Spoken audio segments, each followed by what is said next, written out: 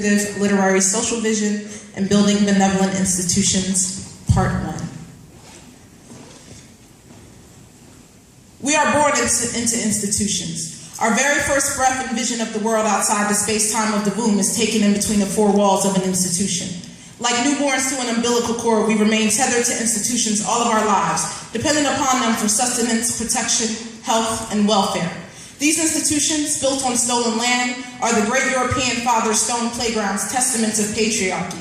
Within these stone playgrounds, they have created the space-time we all abide by, the timeline brought to you by Einstein, Newton, Galileo, and other long-dead Europeans contradicting experience reality and the wisdom of the ancients. We hold their truths to be self-evident. The system plays to the audience's perceptions, but truthfully, 9.5 out of 10 scientists anonymously surveyed would probably admit that as science progresses, it does not discover any ultimate truths. It simply finds better approximations. In mimetic, genetic, quantum, urban Darwinism, certain structures and myths win out over others in the eternal game played inside the arena of this particular space-time, an after effect of the electromagnetic crisscross path created when the atom was split, bifurcated from its better half, and collapsed into the space-time of this common reality. It split the brain into two halves too, left, right, male, female, electric, magnetic. Information from the future is constantly falling into indeterministic gaps in the present. Every collapsing wave function produces a different reality. Reality as we experience it picks its way through a near infinite number of alternatives, which is why we see what we have always seen when we don't expect to see differently. The observer's bias and the reason why the conditions of our universe is the ideal incubator for the breeding of galaxies, stars, and planets. Thermodynamics, the theory by which we hold our notions of cause and effect, is only statistical in nature and overly concerned with equilibrium.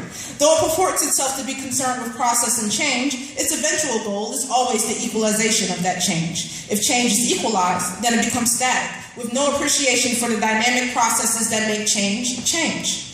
Under the regime of thermodynamics, becoming collapses into being like a piece of light collapsing into a wave or a particle suddenly shy when observed. The arrow of time defined by thermodynamics must be dissolved. Feedback from the future must guide the development of the present and the past. Time is when we notice change. We notice change when light reaches our eyes. We only see things in light, which is why nothing, no matter, can exceed the rate at which we perceive it. It is time for a change, the creation of a new space-time. The production of this new space-time begins in the cradle of a social vision, what Wale Soyinka calls a creative concern which conceptualizes or extends actuality beyond the purely narrative, making it reveal realities beyond the immediately attainable. If the beginning of matter lies in sound vibration, the utterance of the word, it must necessarily be through a literary social vision that we produce these new space-times.